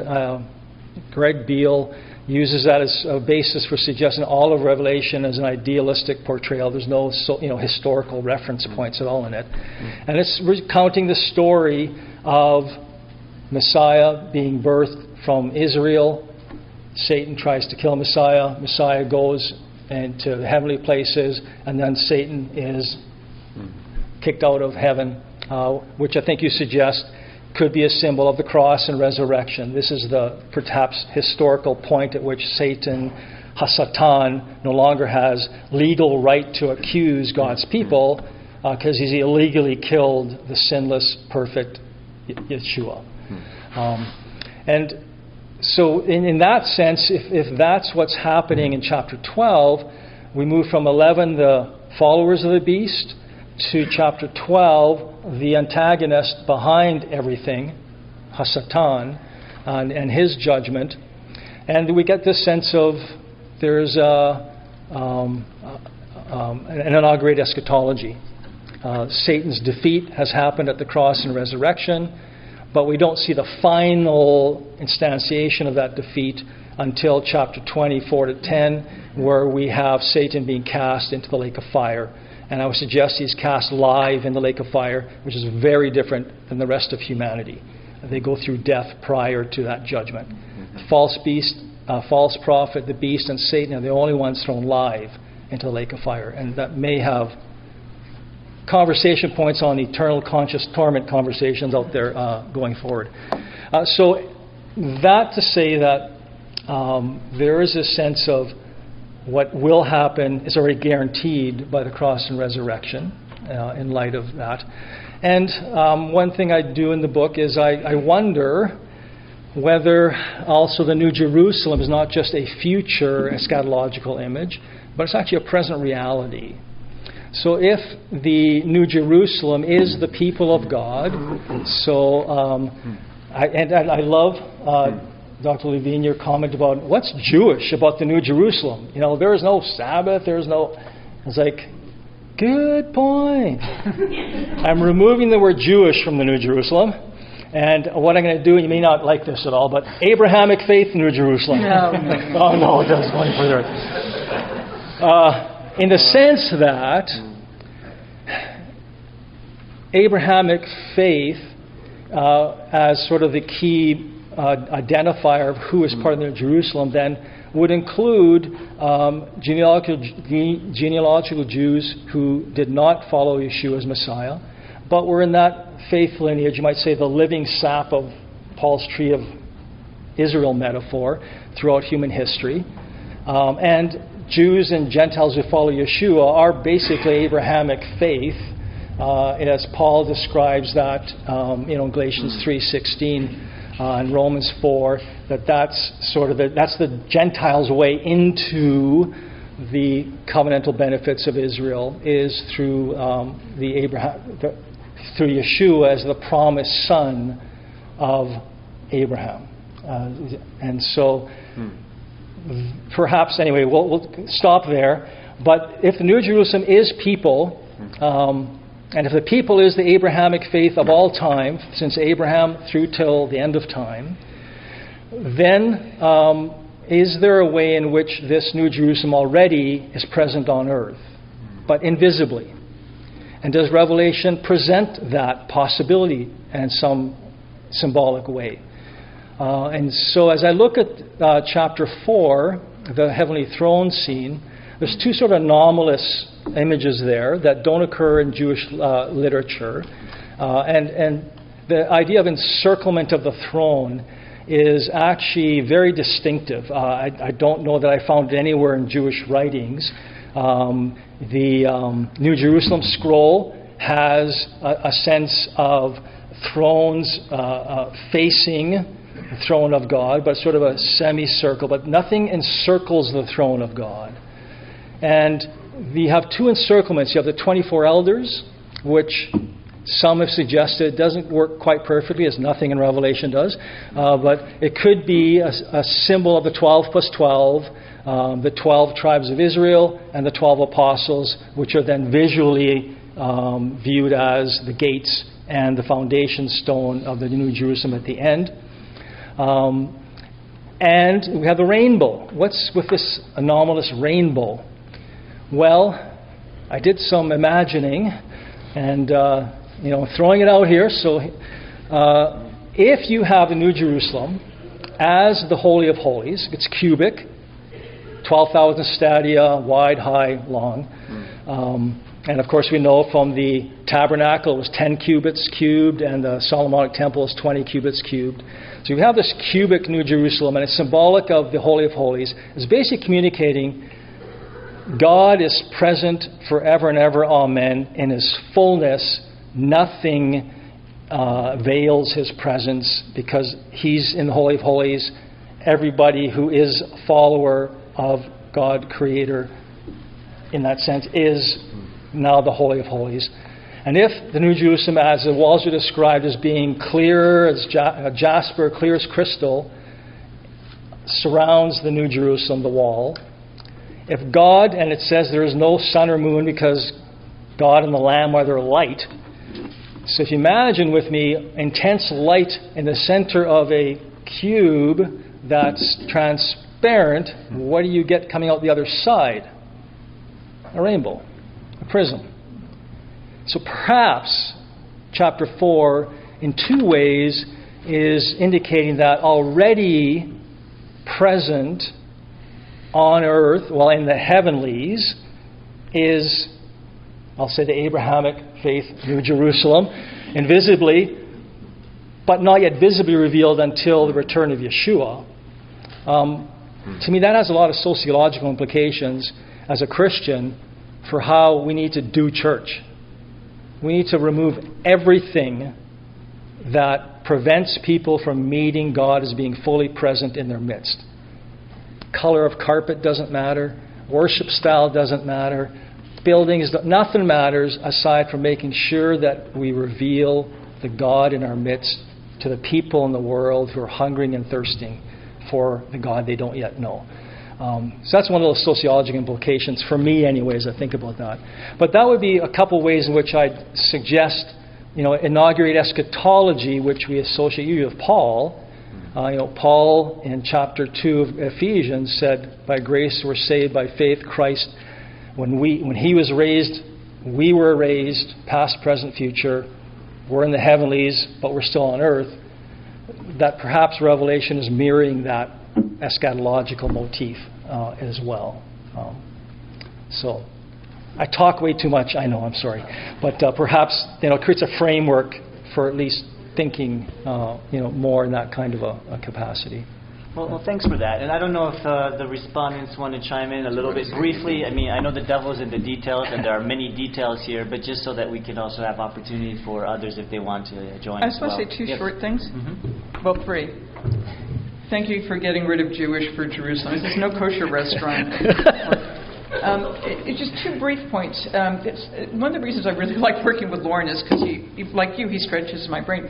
So, yeah, you're right about there's no "and I saw" at the beginning of 12. There's also no chapter division when anybody's hearing this. So why wouldn't we think that this is just a continuing vision from the Archy thing? John is so gifted at providing transitions throughout. But at the beginning of 12, there is no transition. It just begins ascendetically. There is no "and," there is no "nothing," there is no "da" or anything else. All of a sudden, we're moving into a completely new world. So that should signal, I think, something. Yeah, so to me it doesn't, because the end of chapter, which I had to look up, the end of chapter 11 is, then God's temple in the heaven was open. Well, that's new. And look, it's the Ark of the Covenant. How way cool. And there's and hail. And then you get the great portent. So I'm not seeing that. No. What I'm wondering, though, and this is like another article that we can write together in 12 years when we have time, is that John also has 5 times "then I heard." So we've got different sensory approaches to this. So that's just something minor. And so about the 24 elders, about whom I worry, Stephen Moore has suggested in his multiple commentaries on Revelation, who I don't think found his way into your bibliography, that these represent the lectors, who are basically imperial cheerleaders who follow Caesar around going, "Ye Caesar." So what the 24 might actually do is get you your anti-Roman imperial supersessionism here. So that's another point in the Ralph box for the post-supersessionism on Rome stuff that you can play with. Good. Thank you. If I could just briefly try and convince you I'm right. Please. No, and again, I love your question on the 144,000 because, it's, I think, distinctive as far as I've researched it, and I was going to be very careful with that. But there is one way in which, interesting, there's a phrase that occurs with the 144,000 that only occurs one other time in Revelation, and it occurs on about the 12 gates. And so the phrase is in chapter 7, it describes the 144,000 as being from every tribe of the sons of Israel. And it's translated people of Israel and I think NRSV. But every tribe of the sons of Israel. And then we go to chapter 21 with the 12 gates. Written on the 12 gates are the names of the 12 tribes of the sons of Israel. Is that a smoking gun connection? David Aouni says that this is a very distinctive term. He says, I'm not even sure where John got this from, because we don't see the integration generally of the sons of Jacob with the tribes of Israel in the tribal lists. And here John is putting those two together, and perhaps because he's trying to go beyond the 12 tribes, which is then Israel as a nation-state identity, and Mosaic covenant as a key identity of practice life, earlier to Jacob, close to the Abrahamic beginnings, as maybe perhaps a continuity forward throughout history, and that the 144,000 is this continuity, and the 12 gates are that's their distinctive symbolic representation as being Abrahamic faith Jews of all time, from Abraham forward till the end of time. And I would suggest that, salvation has always been by grace through faith. I mean, A.P. Sanders identified grace was huge in Jewish circles. It wasn't a works religion. It was by grace, and you lived out of thankfulness for that grace. And perhaps that grace by faith is, we've always seen it with Abraham, it's by his faith, God in grace said you're righteous, and that's continued throughout. But Yeshua followers perhaps would be then now are able to experience that salvation before they die, rather than only when they meet God in heavenly glory. But I don't know if that helps anything, but that terminology was striking for me as perhaps creating another connection point. Thank you. I know I'm just a moderator, but I'm going to cheat and maybe just slide in some of my own thoughts here very quickly, and maybe push back a bit, not to bury the Jewish Jerusalem too quickly, and make a case maybe for that, if I may be a little contrarian, AJ, a little machloket here. It is called Jerusalem. It's not called New York. It's not called Rome. And that New York would have done it for you. That's true. New York. But you get the point. And then we have 12 gates. It's not 5, I don't know, or 16 or something. It's 12 gates, 12 tribes of Israel.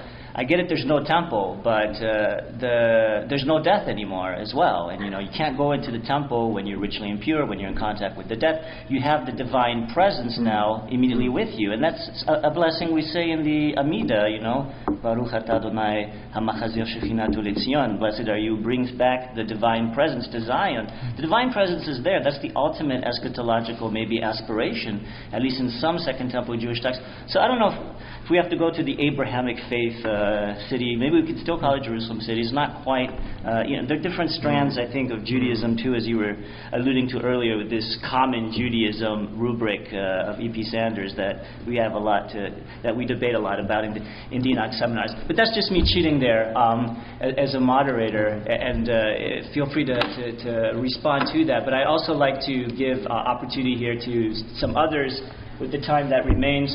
As AJ alluded to, we're apocalyptically blinded a bit here with the light, so apologize if this blind Jew cannot see you or recognize you. I know that even before the session started, John Marshall, you maybe wanted to share a few comments yourself. You've written on Revelation. I don't know if you have any questions or some remarks. I'd offer a simple question because I really listened closely when you talked about those who dwell on the earth, with an implicit contrast with those who dwell in heaven as being a key structure, piece of Revelation. And I see the conflict between the great city and the holy city to be a key structure. But the place where that breaks down in the reading you articulated is chapter 11, where you read the great city and the holy city to be the same city. It's interesting, isn't it? But I would suggest, we're not going to solve this in a moment, but dwell on the possibility that the great city isn't Jerusalem, just because it says where the Lord was crucified. Because it also calls it Sodom and Egypt. It's pneumatically called these things. Is perhaps a great city pneumatically where the Lord was crucified. And then chapter 11 is not a weird place where the great city and the holy city are the same. They're two different cities. So I would ask you to chew on that. Okay? And let's put it back to quickly, right? Yeah, no, that's a great comment. And I've wondered about that because you have, it seems to be the physical Jerusalem because it's where their Lord was crucified, called Sodom and Egypt. Right, it's all symbolic, right? Yeah. And then, but it's called the great city, which only Babylon is called the great city elsewhere, right? So there is this almost conflation of imagery, which I think is apocalyptic fair. You're conflating imagery all the time. And but unless it's not happening, right? Unless the great city and the holy city just are different cities the whole time. Okay, thank you. Thanks, John. Appreciate that. I will chew on that. I was enjoyed reading. Yeah, thank you. A tale of two cities, right? So, there you go. Others, I don't know, want to say anything? This is your opportunity to be on prime time. Yes, way in the back, please. Go ahead. I wonder if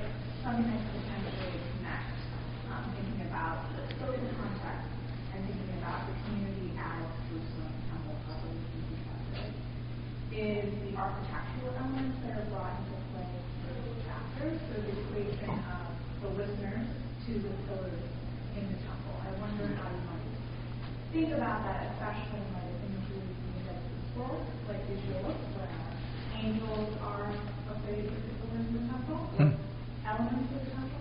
Have you thought about those connections as well? Okay.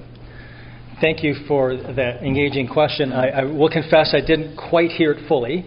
I heard the interplay between angels and humans as sort of a comment on that. Maybe, would you mind coming forward, Morgan? Yeah. Because my question was, have you thought about the interplay between the architectural elements that John discusses in the first two chapters, equating the conquering listener to pillars in the temple of God, and thinking about imagery in the Shavot, in the Dead Sea Scrolls, where angels are imagined as living elements of the architecture in the heavens, and how that might map onto this equation of community with temple, with New Jerusalem, how we're thinking about these intersections. Yeah, so one of the churches promised there'll be a pillar in the temple of my God, and the Qumranic Dead Sea Scrolls representations of angels as living architecture. I'm not familiar with that particularly.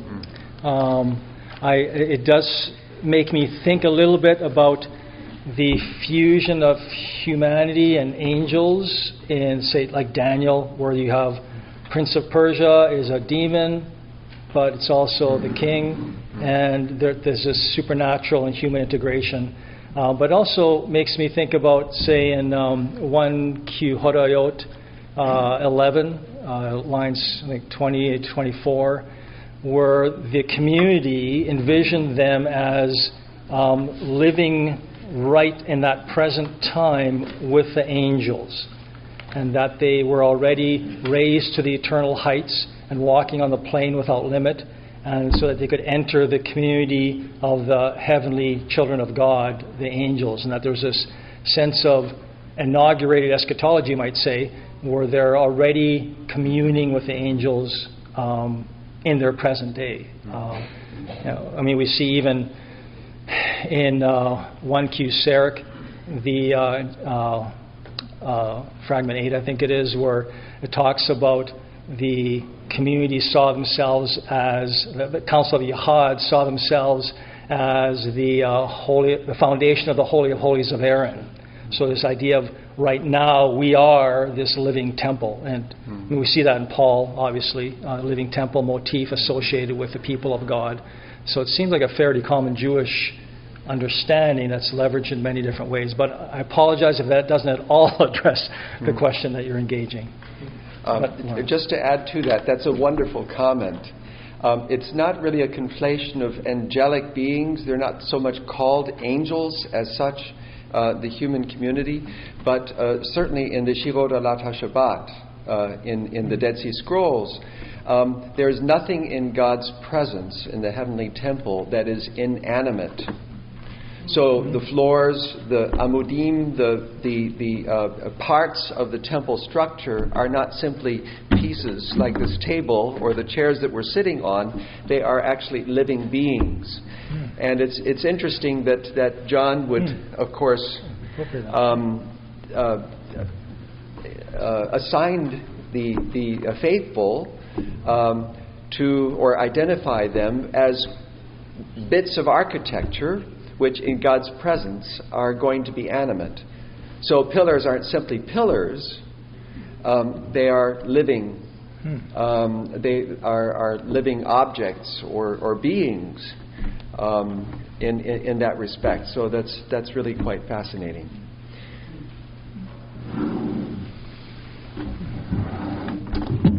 I think there's a hand raised there on the lights.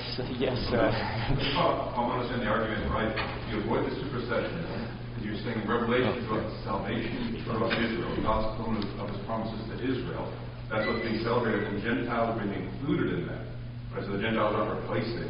Right. So that's my understanding. You're getting around, or you're bypassing supersessionism, because it's the restoration of Israel that John is focused on, and in Messiah. Gentiles are included in that. They're not replacing. But it still seems like it's a Christological element in the room, that John still seems very focused, the Lamb's Book of Life. And so it's his view of Jesus that would still exclude Jews who didn't go along with it there. Am I reading that right? Is that still, so it still ends up being exclusionary because of Jesus to Jews who don't believe in Jesus? Good. Is that a thought about that? Great question, and it needs to be asked. Dr. Levine highlighted that as well in her comments about chapter 14. You know, when we see the 144,000, for example, in chapter 14, they're followers of the Lamb. So how can they be non-followers of the Lamb if they're followers of the Lamb? And in that particular context, I would suggest it's a matter of timing. 144,000 in chapter 7 are prior to the seals, you know, the 6 seal time frame. So it's pre-Perusia. They're followers of. They are not Yeshua followers, but the Mount Zion imagery in chapter 14, I would suggest, assumes that now they have been in heaven, quote unquote, and have returned with the Lamb, and they're on Mount Zion now as basically a symbol of the eschatological pilgrimage that Jews expected. That Isaiah chapter 2, the Mount. God on the mountain, Isaiah 24, God on Mount Zion, his elders with him, 144,000 with him, and the Gentiles then stream to the holy mountain. Paul reverses the Jewish eschatological pilgrimage motif, right? Gentiles come first, Jews after. John, at this very least, I would suggest, is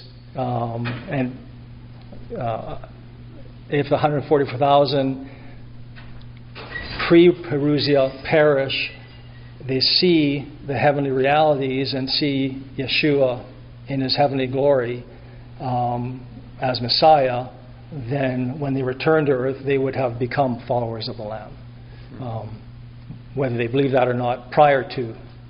And so that's how I might explain that, with deference to any response. But yeah, thank you, Alex. Can I ask a follow-up to that? Can you hear me? Loud voice. Thank you. In 21:8, there's the people on the outside. So for all this welcoming and all that, and if the walls are transparent, you can go, nanny, nanny, boo-boo, we're saved and you're not. Who are the apistoi? The unfaithful? Yeah. Are they Christ unfaithful? And if they're Christ unfaithful, that goes to your question. Salvation is only through the Christ, or through the Lamb. Mm-hmm. That's a real question. Who are these apistoi?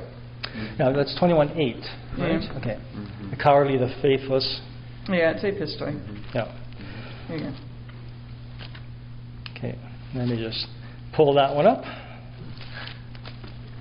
Because the rest of it I can see. It's idolaters, thieves, fine. Leave them out there. I'm just worried about these apistoi people. Okay, this is the the millennium. So chapter 20, verse 4 through till 8, where John's describing those who are in thrones. We have no idea who they are. Then he describes a second set of people, it appears to be, or it could be oppositional. The thrones are the ones who are beheaded. But at the very least, we see sitting on thrones.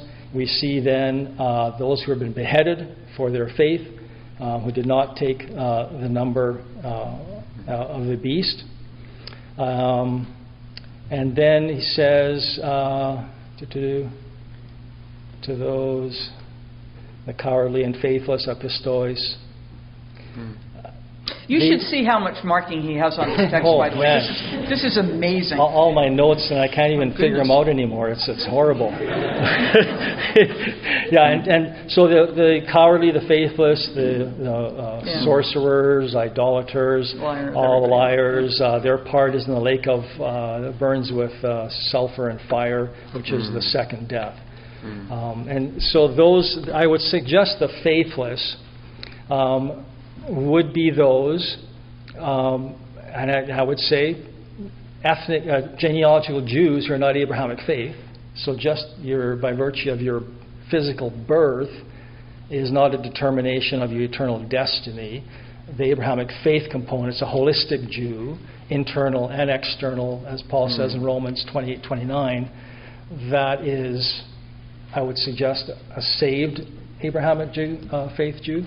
And there'll be others who are Gentile who follow in these categories of practice that would have not become Yeshua followers, that would, face the same fate with respect to the lake of fire.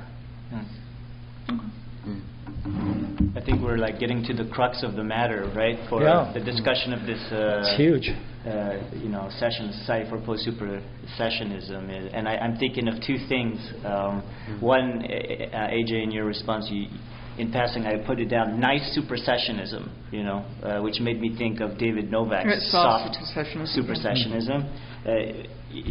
Ralph, you kindly sent us, the panelists, the transcript of your presentation beforehand, and the way you present the issue is as follows. Either John's Apocalypse is the most expressly supersessionist book in the New Testament, or it is the most comprehensively non-supersessionist book in the New Testament. And you've chosen your words very carefully there. I see in the New Testament, because we could talk about works that are outside the New Testament. So there's this issue I'm thinking of. Maybe we can think of something in between these two polars as far as supersessionism, thinking about the nice supersessionism. And the second thing was something you said, Loren, at the beginning of your presentation, a nuance for us to reflect on, reading Revelation after supersessionism versus reading Revelation in a post-supersessionist way.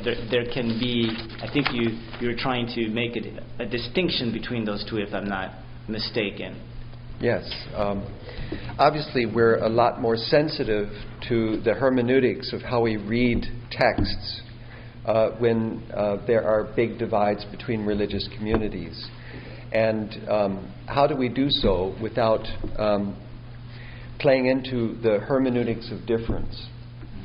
And when we talk about non-supersessionist in relation to Revelation, I really have trouble. I don't see how we can do anything else but read this as a supersessionist in some sense.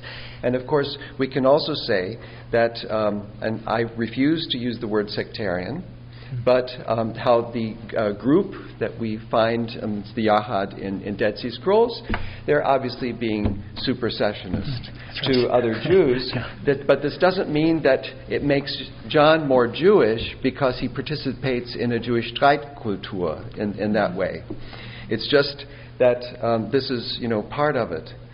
I think, though, that the hermeneutics of reading it, now that we're more sensitive to the question, is one matter, and this is what we're striving to do here very, very much. And the other is the real challenge with texts like this to read them in a non-supersessionist way, and I don't think we've quite reached that point.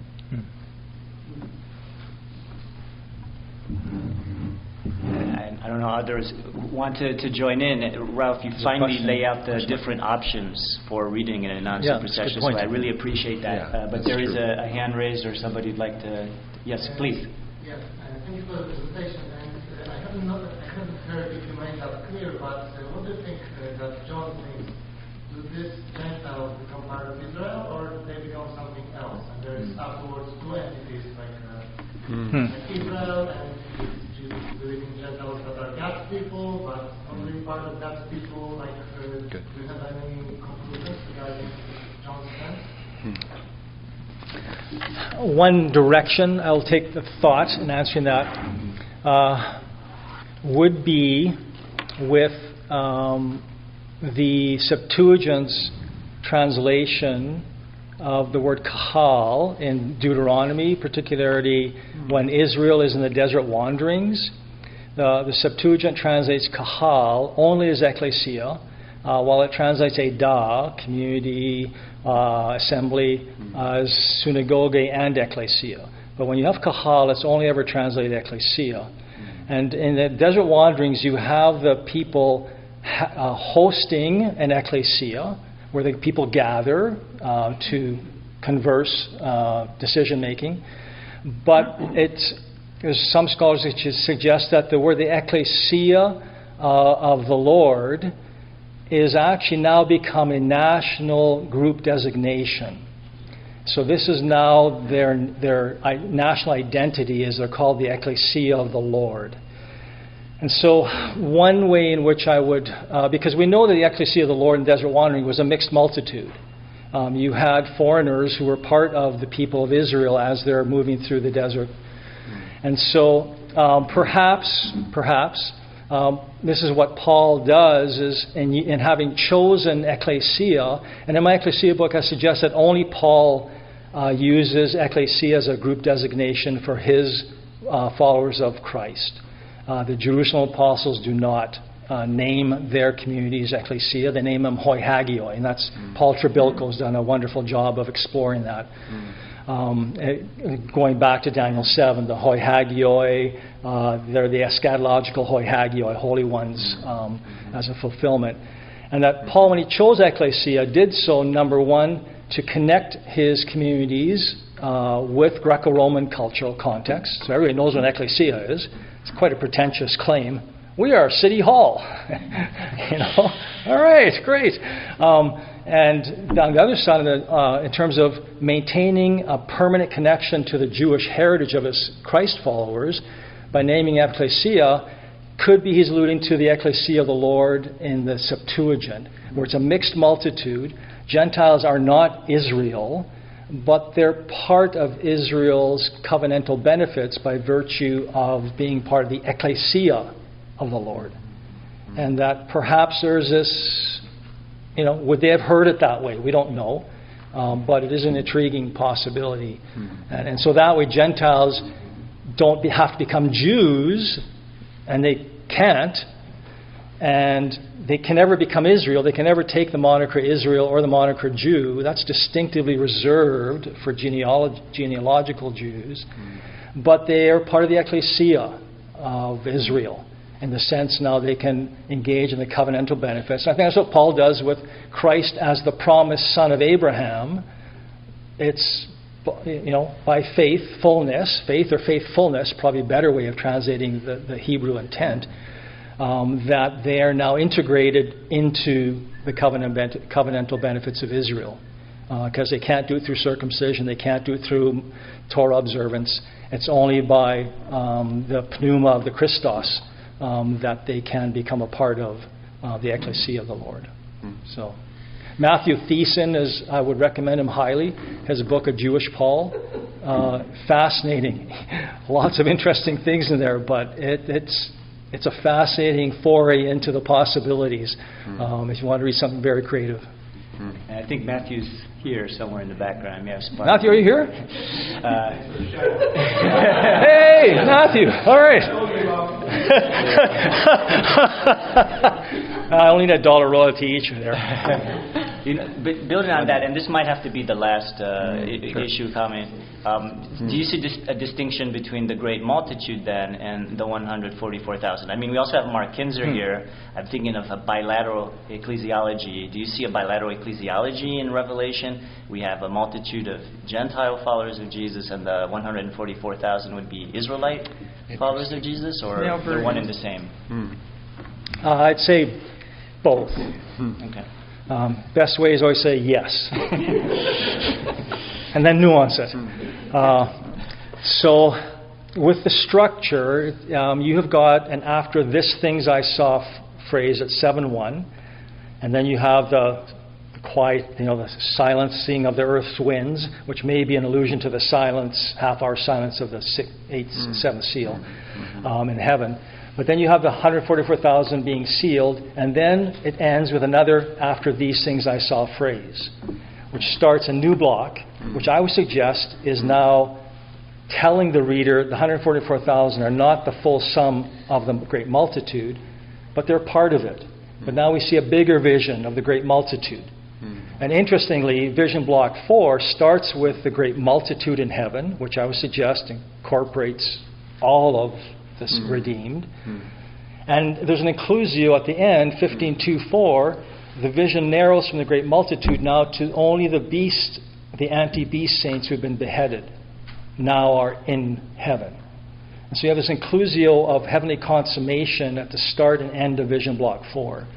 And so really you've got 144,000 in vision block 3, the start of vision block 4, the great multitude, those who have come out of the great tribulation. I would suggest that's not a 7-year time frame. It's not a technical term for a period of time. It's just a term for the time of suffering, of trials, of testing. I would suggest the time from the resurrection of Christ till the return of Christ. That's the great tribulation. If you want to, I'd say chapter 3, I think 14, John talks about the great peirasmos, and he applies that, which is a time of suffering and tribulation, and that is to come, that's going to trouble the whole world, and he applies that specifically to the katoi kuntas epites geis.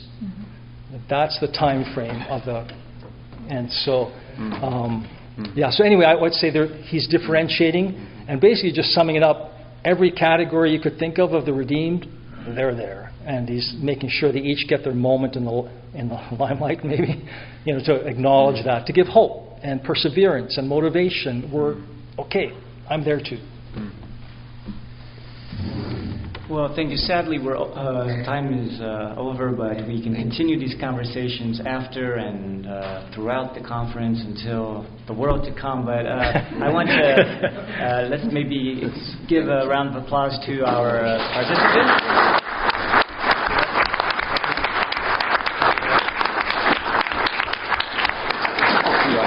Also in the background, Eric Madsen has been recording for us this event, so I think we should also thank him for his graciousness. So if you want to sign up for the YouTube channel, please consider going on there and subscribing, and enjoy the rest of your conference.